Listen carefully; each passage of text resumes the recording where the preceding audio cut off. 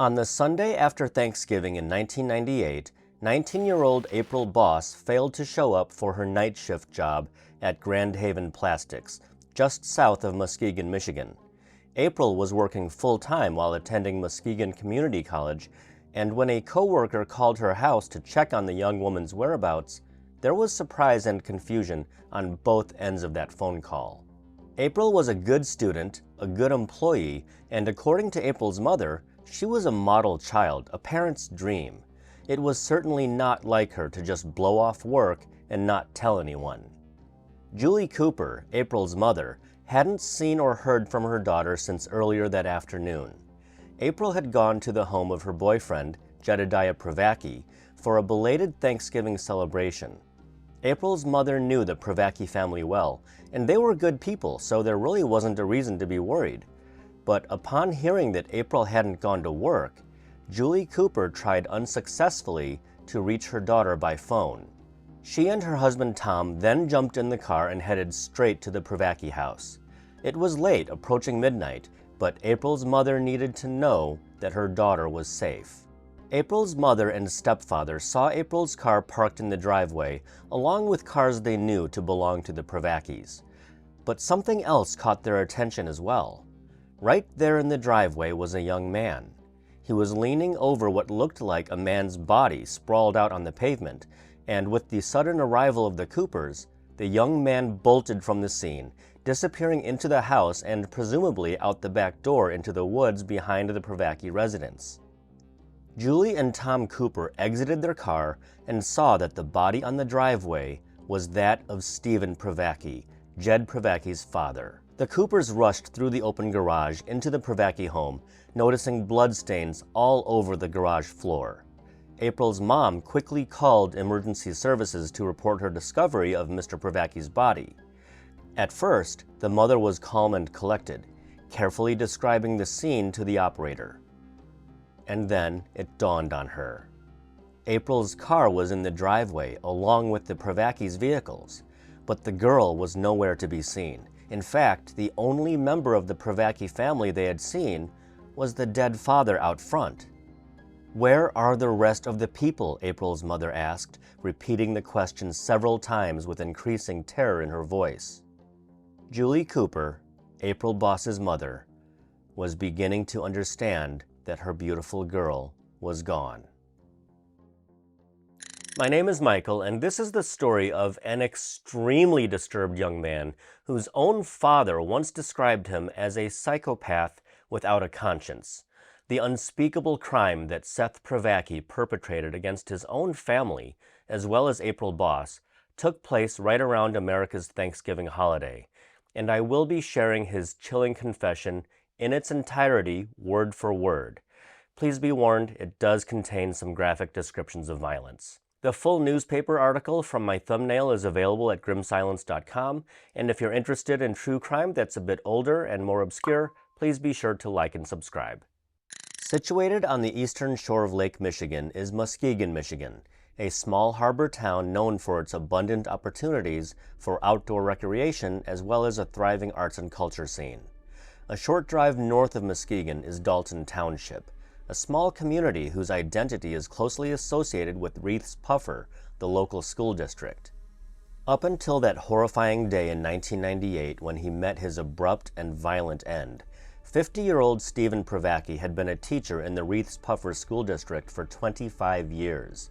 He was a 5th grade science teacher at Reeth's Puffer Intermediate School, where he was well liked by students and well respected by colleagues.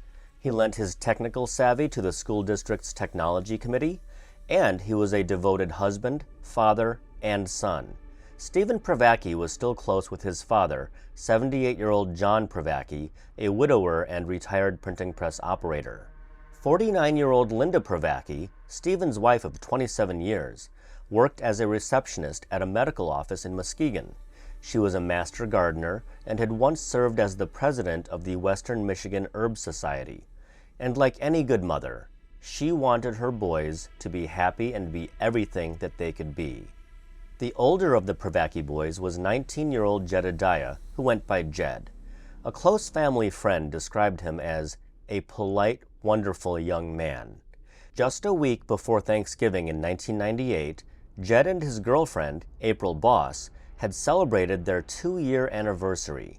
The high school sweethearts had graduated together from Reeths Puffer High School the year before, and they were both attending Muskegon Community College, and they had plans to transfer together to Western Michigan University, where they would both study to become school teachers. According to Seth, he and his older brother Jed had once been very close, but then their paths began to diverge in dramatically different directions. Jed, having graduated from high school, certainly had a bright future ahead of him. He was pursuing an education. In April Boss, he had found the love of his life, and he was working toward a promising career as an educator. Jed Privacky's future was taking shape, and great things were just ahead. 18-year-old Seth, meanwhile, had a knack for getting into trouble. Both Privacky boys had once worked at the Dalton grocery store, but it was Seth who was caught stealing beer in order to sell it to minors. Seth also had 2 shoplifting arrests on his record, and a friend revealed that Seth had once placed a gallon of gasoline inside a mailbox and ignited it. This was an act of revenge against someone who Seth believed had caused his girlfriend to break up with him. On another occasion, Seth vandalized a house with spray paint over an unpaid debt of $70. And there was some behind-the-scenes family drama that led to Seth being kicked out of the house for a short time just a couple of months before Thanksgiving. In fact, unbeknownst to Seth, his parents were already planning to part ways with him for good, at least as far as living arrangements were concerned. The Privacky family lived directly across the street from an amusement park called Michigan's Adventure, and the park had made an offer to buy the Privackys' home and the land it sat on. Stephen and Linda Privacky had accepted the offer and were already in the process of building a new home just a few miles away. And when it was time to move in, Seth would not be joining them. Mom and Dad had reached the end of their rope and simply didn't know what to do with their wayward son anymore, except to grant him all the freedom he had craved for so long. The most recent uproar in the Privacky house had to do with Seth's desire to buy his big brother's car. Public reporting made no mention of what model it was, but Seth wanted it, and he had asked his father to lend him the money to buy Jed's car. Stephen Privacky's answer was a firm no, so Seth went to good old Grandpa, who said yes, as grandparents often do. But knowing that Seth was highly unlikely to pay back any of the loan at all, his father intervened, crushing any hope that Seth would get what he wanted. It's quite safe to say that Seth Privacky was furious at his father over this. Very little, if any, of this family drama was visible to outside observers. Neighbors said they saw no signs of trouble at the Privacky house. Classmates at school couldn't believe that Seth could be capable of the violence that he would visit upon his family on that Thanksgiving weekend. Some thought of Seth as a loner, some saw him as friendly, others called him strange. But for the most part, everyone thought of Seth as a quiet, soft-spoken teenager, just an average high school kid with average high school kid problems. Perhaps the one classmate who wasn't surprised at all was Stephen Wallace, Seth Privacky's best friend, although it's unclear if Stephen Wallace thought of Privacky as his best friend. But the two of them were indeed close. They played in a 3-man rock band with another friend, and Privacky was rarely seen hanging around with anyone other than Wallace.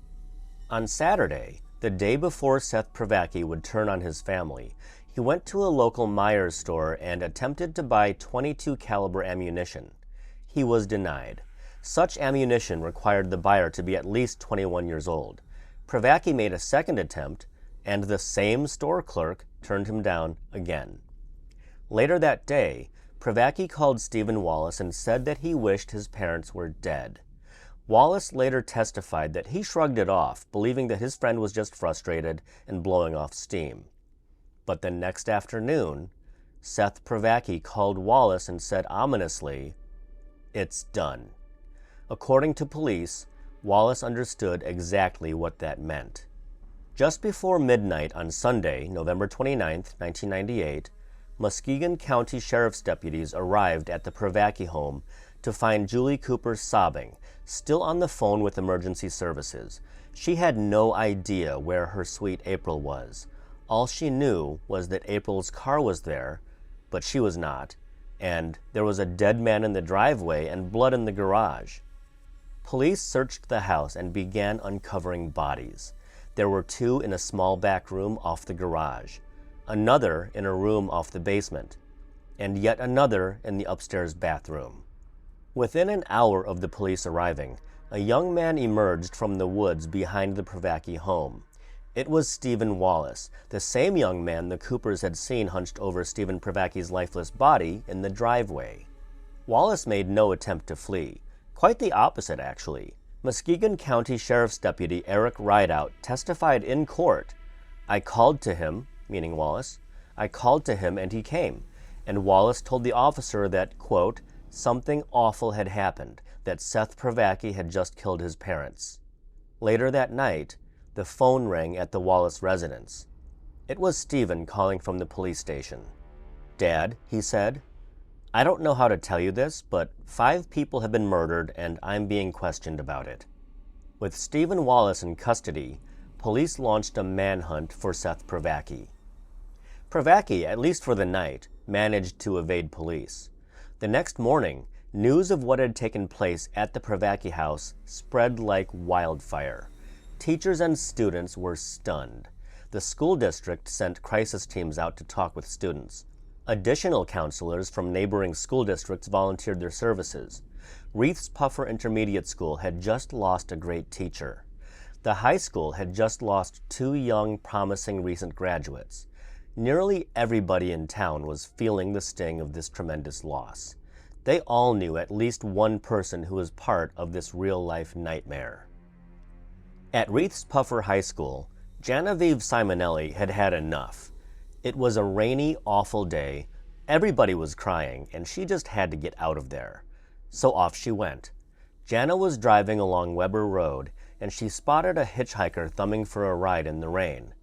Jana never picked up hitchhikers. She was smart and she knew better. But for some inexplicable reason, she pulled over, and before she knew it, Seth Privacky was sitting in her car. Jana knew exactly what he was accused of. The police, and frankly the whole town at this point, was looking for him. She was terrified, but she kept her cool, silently praying to God that she wouldn't get murdered right then and there. Jana acted as if she knew absolutely nothing about the 5 dead bodies at her passenger's house. Privacky, for his part, maintained his side of the act as if he hadn't just slaughtered his entire family along with April Boss. Jana Simonelli and Seth Privacky had known each other practically their entire lives, so casual conversation came easily despite Jana's growing fear that Privacky could decide to murder her at any moment. She followed Privacky's directions to an address on nearby Duck Lake Road, just 5 minutes away. The 2 teenagers bid each other farewell, Privacky exited the car, and then a very shaken Jana hit the gas and stopped at a house just down the road where she called 911. It wasn't long before police arrived at the address where Privacky had been dropped off and discovered him hiding in a barn behind the property. It was the place where he, Stephen Wallace, and another friend held band practice. Shivering from the cold and rain, Seth Privacky gave himself up to the police without a fight. Stephen Wallace, still in police custody from the night before, showed no remorse but did cooperate with authorities. Privacky, however, said nothing and demanded an attorney. But the very next day, Privacky had a sudden change of heart and confessed his crimes to Detective Sergeant Dennis Edwards of the Muskegon County Sheriff's Department. The confession was recorded with Privacky's knowledge, and a transcript of the recording was released to the public. Taken from an online source that posted the transcript around the 10-year anniversary of this horrific crime, this is the full confession starting from right after Detective Edwards established that Privacky himself had initiated this exchange. Descriptions of violence ahead. Edwards. Okay, if you can start from just prior to the incident, what led up to the incident. If I have any questions, I'll stop you. Privacky. Okay, me and my dad never really got along the last 5 or 6 years, and we'd always argue just stupid stuff. and my mom would take his side no matter what. She'd always take his side. It's just been getting worse the past 6 months. When he talked to me, he just yelled at me. Never had anything positive to say to me. I used to be real close with my brother. We used to get along so well. In the past 6 months to a year, he was beginning to take sides with my parents more. He used to tell me how bad I was doing in school, that I wasn't going to go anywhere in life. And then on Sunday, my parents told me that they didn't love me anymore. Edwards. Which one told you that they didn't love you anymore? Privacky. My father told me that he didn't love me anymore. Edwards. Okay. Privacky. And that he wanted me to move out. He didn't want me to live there anymore. My mom and brother didn't say anything. Edwards. What happened then? Privacky. Out of anger and rage, I went upstairs in my dad's closet and got his .22 caliber pistol and loaded the clip and went downstairs. And my dad had left. We was supposed to eat dinner at 1:30. This was about 1:15. I came up behind my brother, who was sitting in the living room, and I shot him once in the back of the head, and I dragged his body downstairs so no one would see it. And then my dad got home with my grandpa. I didn't know my grandpa was supposed to be here, but when they got in the door, I shot them both in the back of the head. Edwards. Where were you at the time when they came in the door? Privacky. I was in the living room and I heard the car pull up, so I knew they were coming in and... Edwards. Okay, did you hide somewhere when they came in the door? Privacky. No, I acted like I was just walking out the door, and I had the gun behind my back, and they were facing the opposite direction, and I shot him in the back of the head. And then I shot my grandpa again because he wasn't dead yet. Edwards. I need you to speak up a little. Your voice is dropping a little bit. What happened after that? Privacky. My mom was in the shower while this was taking place, and then she had just gotten out of the shower, and I went upstairs and I went in the bathroom and shot her in the back of the head. And then when I was coming back downstairs, April came through the front door before I could stop her. And she saw my grandpa and dad, and she thought it was just a joke. She walked into the kitchen, and I shot her in the back of the head. I didn't know she was going to come to dinner. Edwards. What happened after that? Privacky. Then I called Steve, meaning Stephen Wallace. Then I called Steve because I didn't know what to do. Edwards. What did you tell Steve? Privacky. I told him I killed my family, and he was just in shock, and I asked him to come over. Edwards. Speak up, please. Privacky. I asked him to come over, and he did. He came over like a half an hour later. I begged him to help me clean up. Edwards. Did he help you clean up? Privacky. At first he didn't want to, but I begged him and used our friendship against him. Edwards. Okay, and what did you do at the time? Privacky. I asked him to get rid of it for me because he was leaving. After we cleaned up the bodies downstairs, we wrapped them up in sheets. He took as little involvement as he could. Edwards. I can't understand you. He took as little involvement? Privacky. As he could. I did most of the work. He just... Edwards. Why did you wrap the bodies in sheets? Privacky. Because I was going to bury them. Edwards. Where were you going to bury them at? Privacky. I hadn't decided. Edwards. What happened after that? Privacky. We wrapped the bodies up. We wrapped my grandpa, my dad, April in sheets, and we dragged them outside in the workshop off the garage and left them there. Steve had to go, get back. He didn't tell his parents where he was going. He took the gun with him, and I don't know where he threw it. He didn't tell me. I didn't want to know. Edwards. And then? Privacky. And then I cleaned up all the blood downstairs. Edwards. How'd you clean up the blood downstairs? Privacky. With towels and rags. Edwards. What did you do with the rags and stuff? Privacky. Threw them in garbage bags and put them all in the workshop. Edwards. Okay, and then what happened? Privacky. And then I cleaned up the downstairs to make it look like nothing happened, at first glance. Edwards. Okay, and where was Steve while you were cleaning up downstairs? Privacky. He went back to his house, and he went to a church group, youth group meeting or something like that night, and I asked him if he could come back after that and help me, and he said he would. And we came back later that night. I left to go over to my friend's house because I couldn't be there, and I picked him up at his girlfriend's house later that night after he got dropped off by his friends, and we went back to my house. We cleaned up all the stuff. We couldn't get the bodies out. Edwards. Why not? Privacky. Too heavy. We couldn't lift them. Edwards. Okay.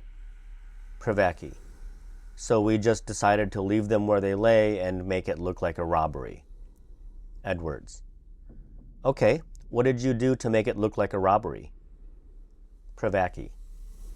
We took all the sheets off them and put them in plastic bags, thinking I'd burn those, put them in the trunk of the car, and we were going to take the TV and VCR and stereo and make it look like somebody just robbed the place.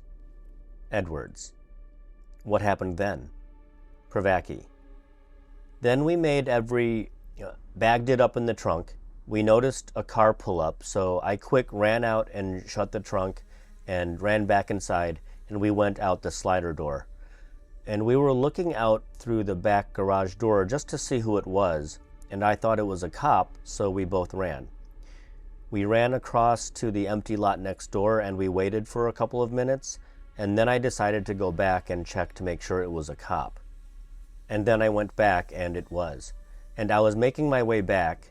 I was walking down the road to where Stephen was at, and there was a car coming down the road, so I jumped in a ditch just to make sure it wasn't another cop, and it was, and I saw his sirens go off about 15 to 20 yards before the spot where Steve was hiding, so I thought they saw him, and I just ran back in the woods. I didn't know what to do. I ran back to the spot to where he was, and I didn't see him anywhere, so I went a little further ways back in the woods, and I was looking for him, and I couldn't find him. And then I just went back a little further and waited to see what was going to happen. I could see cop cars going up and down the road, and then I made my way across the creek. I was gonna circle around the house to see what was going on from the other neighbor's yard. And then I heard dogs, and I knew they were search dogs, and they were gonna start searching for us, so I ran. I ran straight to Whitehall Road and across Duck Lake Road and down Duck Lake, and then I turned on Gibson, and then I could hear dogs following, so I kept running and ran across the golf course, and I circled back around and came back up at Duck Lake again. And then from there, I just made my way west, crossing over roads, crisscrossing my direction. I could always hear dogs and see lights, and I would always avoid them and keep making my way west. And then I got to Weber Road, and I couldn't hear any more dogs, and I couldn't see any more police cars, so I thought I lost them. So I kept going north a couple of blocks, and around where Weber meets Riley Thompson again, I just laid down and tried to sleep under a pine tree. And then I woke up the next morning, and I stayed there for a few hours, and I thought that they weren't pursuing me anymore.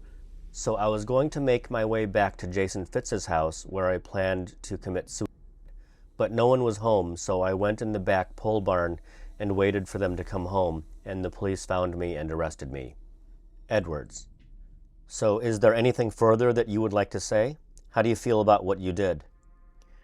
Privacky. I feel awful. I wished I had never done it. It was all a mistake. I'd take it back 1,000 times. When I ran, it wasn't to get away. In a way, it was to get away so I could kill myself, because I couldn't live with myself for doing this to my family. Edwards. Did you buy any ammunition? Privacky. No. Edwards. Did you steal some ammunition? Privacky. No. Edwards. Why did you go to Myers to get ammunition? Privacky at this point is shown surveillance video of himself at Myers trying to buy ammo. Privacky: "'Cause I planned on going small game hunting on Sunday. I never thought about killing my parents until that morning." Edwards: "Okay, this statement is concluded at approximately 1:51. Before this confession, Seth Privacky made a truly disgusting attempt at pinning the murders on his dead brother Jed, claiming it was a murder-suicide pact gone wrong. After finally admitting to what he had done, both Privacky and Wallace were each charged with 5 counts of murder. Bail for each was set at $5 million, all but guaranteeing that both would be locked away in the Muskegon County Jail for the foreseeable future. While investigators continued to gather evidence and look into the role that Stephen Wallace had played in the massacre at the Privacky house, the Muskegon community came together to honor the lives that had been lost. A memorial service was held in the auditorium at Reith's Puffer High School. Mourners who approached the high school from the west were greeted with a touching sign at Calvary Memorial Church that read, "RP Schools and Community," RP meaning Reith's Puffer, "be assured of our many prayers for you." The memorial service was attended by hundreds, many of whom were close to the victims, and some who had never once met them but felt the loss nonetheless. Friends and acquaintances spoke of what a loving grandfather John Privacky had been. They remembered what a deeply caring friend Linda had been, and they laughed about memories from Stephen's fishing trips and that one time when Jed accidentally soaked his head with motor oil while working on his car. And they remembered April Boss's unforgettable smile and the special bond she had with Jed. It was an evening of tears and laughter, a night of trying to make sense of a truly senseless crime. As the community mourned, investigators amassed a mountain of forensic evidence against Seth Privacky. Their findings, along with Privacky's confession, amounted to an open and shut case. Seth Privacky's fate was sealed, but his story would not truly end until 12 years later, which will be discussed in a bit. When authorities were satisfied that Stephen Wallace had actually not participated in the murders of April Boss and the Privacky family, murder charges against him were dropped. His bail was also reduced to a manageable sum, allowing his parents to get him out of jail and take him home. However, he would still be charged as an accessory to murder. In addition to that, Privacky made mention of Wallace taking the gun with him from the crime scene, which he did. Wallace tossed the gun into a nearby lake, where it was quickly recovered by a police dive team. Wallace would face additional charges for that as well. During the investigation into Wallace, Seth Privacky pleaded no contest, quietly repeating the words after each charge against him was read aloud. His voice was barely a whisper, a stark contrast to earlier statements of bravado that he doubted he would go to prison. Privacky was sentenced to 5 life terms, one for each of the victims he had so callously murdered. There would be no parole. Tony Tague, the Muskegon County prosecutor in the case, said what everybody was already thinking. He stated, quote, "Privacky is lucky Michigan doesn't have the death penalty. This is certainly a case that merits it."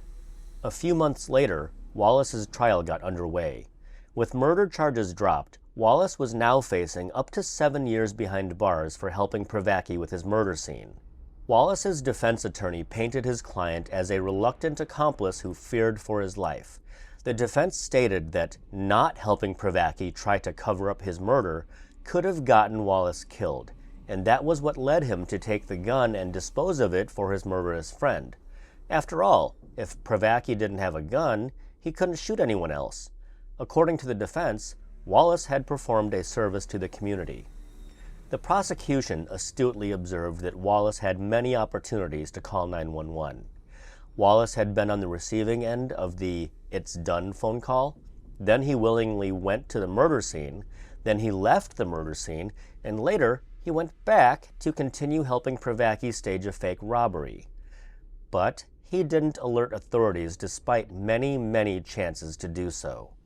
It was also pointed out that Privacky gave Wallace $300 for some reason, possibly as payment for services rendered. and with all arguments and testimony complete, the jury delivered its verdict. Not guilty. Observers in the courtroom were aghast, but jurors simply did not feel that the prosecution had proven its case. Maybe Wallace's life really was in danger. That doubt lingered in the jury room. Having beaten the charges for participating in one of the worst crimes in the state's history, Wallace vowed to dedicate himself to making his parents proud. However, it was later reported that Stephen Wallace's troubles didn't end with his acquittal. In the years that followed, Wallace would face charges of domestic abuse, probation violations, and possession of a large amount of stolen copper wire, among other brushes with the law. Wallace died in 2021 at the age of 40. To the best of my knowledge, the cause of his death was not made public. In 1998, shortly after murdering his entire family and April Boss, Seth Privacky proclaimed that it was all a mistake. After serving 12 years of his 5 life sentences, Privacky made his final mistake in 2010. He and 2 other inmates at Michigan's Kinross Correctional Facility attempted an escape in which they overpowered a driver who was making a delivery to the prison and took off in his truck. They drove a gaping hole straight through prison fences, and when the truck's tires got tangled in razor wire, the truck stopped and the 3 inmates fled on foot.